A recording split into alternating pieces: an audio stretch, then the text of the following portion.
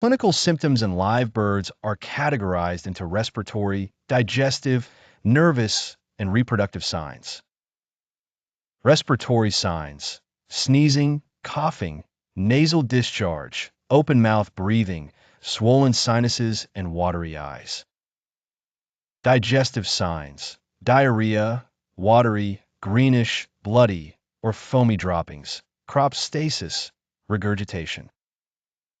Nervous signs: tremors and head tilting, incoordination and paralysis, and twisting of the neck, torticollis.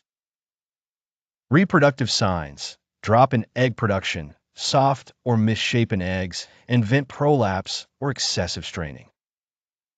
General signs: lethargy, ruffled feathers and depression, swelling of the head, wattles or joints, dehydration, and weight loss.